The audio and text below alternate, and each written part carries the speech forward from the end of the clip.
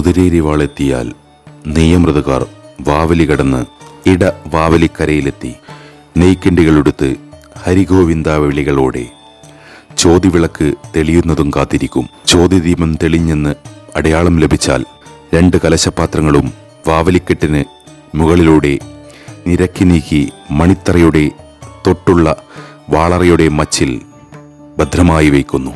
തിടപ്പള്ളിയുടെ ഉത്തരങ്ങളിലും വാളറയുടെ മുന്നിലും മച്ചിൻ്റെ തുലാങ്ങളിലും നെയ്ക്കിണ്ടി കെട്ടിത്തൂക്കി മണിത്തറയിലും മറ്റ് സൗകര്യമുള്ളിടത്തെല്ലാമായി നെയ്യമൃതകാർ വിശ്രമിക്കും. നെയ്യമൃതകാർ എത്തുന്നതിന് മുൻപായി കാര്യത്ത് കൈക്കോളൻ കാങ്കോൽ അമ്പലത്തിൽ നിന്നും വരുമ്പോൾ എഴുന്നള്ളിച്ചെത്തിയ മണ്ണ് മുഖമണ്ഡപത്തിലും ഉഗ്രവേദിയിലും വിതറുന്നു. ചോതിദീപം തെളിയിച്ച് മടങ്ങുന്ന പടിഞ്ഞിറ്റിയും സംഘവും ഇക്കരയെത്തി അല്പസമയത്തിനകം അടിയന്തര യോഗം കൂടി നെയ്യാട്ടം തുടങ്ങേണ്ട രാശി ആകാറായോ എന്ന് കണക്കപ്പള്ളിയോട് അന്വേഷിക്കുന്നു. കണക്കപ്പിള്ള സമയം കൃത്യമായി ഗണിച്ച് അടിയന്തര യോഗത്തെ അറിയിക്കുന്നതോടെ ജന്മസമുദായത്തെ മുൻനിർത്തി എല്ലാവരും സ്ഥാന ചിഹ്നങ്ങളോടെ അക്കര സന്നിധാനത്തെത്തി തണ്ടിന്മേൽ അടിയന്തര യോഗം ചേരുന്നു. നെയ്യമൃത കാര്യങ്ങൾ എന്തെങ്കിലും അറിയിക്കാനുണ്ടെങ്കിൽ കുറുപ്പിനോ നമ്പ്യാർക്കോ അത് ഇപ്പോൾ ഈ അടിയന്തര യോഗത്തിൽ കേൾപ്പിക്കാം. അതിന് തീരുമാനം അപ്പോൾ തന്നെ പെരുമാളുടെ പ്രതിനിധി എന്ന നിലയിൽ ജന്മസമുദായം കൽപ്പിക്കും. ഇതിനുശേഷം നാളം തുറന്ന് നെയ്യാട്ടം നടത്താനുള്ള അനുവാദം നൽകി യോഗം പിരിയുന്നു. പടിഞ്ഞിറ്റിയുടെ നേതൃത്വത്തിൽ ഉഷക്കാമ്പ്രം, പന്തീരടിക്കാമ്പ്രം, പ്രാണഫലം, പനയൂർ എന്നീ സ്ഥാനിക നമ്പൂതിരിമാർ ജന്മാശാരി സ്ഥാനികൻ സമർപ്പിക്കുന്ന കൂർപ്പിച്ച മുളച്ചീന്തുകൾ കൊണ്ട് അഷ്ടബന്ധം കുത്തിക്കിളച്ചു മാറ്റുന്നു. ഇന്നു തൊട്ട് 28 ദിവസവും എത്തുന്ന ഭക്തന്മാർക്ക് ഇത് പ്രസാദമായി നൽകുന്നു.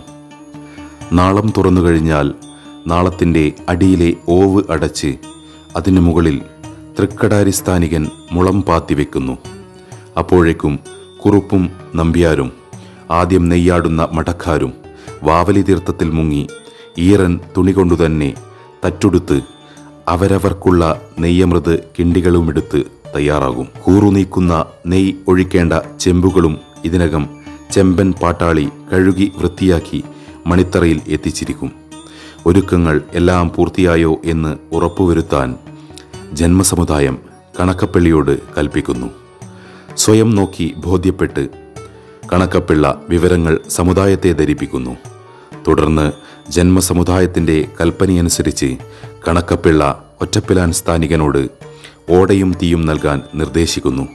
ഇത് ഉപയോഗിച്ച് കലശപാത്രങ്ങളിലെയും നെയ്ക്കിണ്ടികളിലെയും നെയ് ഉരുക്കി തണുപ്പിച്ച് നെയ്യമൃതകാർ നെയ്യാട്ടരാശി വിളിക്കുന്നതും കാതോർത്തു നിൽക്കുന്നു. ഒരുക്കങ്ങൾ പൂർത്തിയായെന്ന് നേരിട്ട് പരിശോധിച്ച് ബോധ്യപ്പെട്ട കണക്കപ്പിള്ള ജന്മസമുദായത്തെ ആചാരപ്രകാരം അറിയിച്ചാൽ അദ്ദേഹം പ്രാണബലത്തോട് നെയ്യാട്ടരാശി വിളിക്കാൻ കൽപ്പിക്കുന്നു.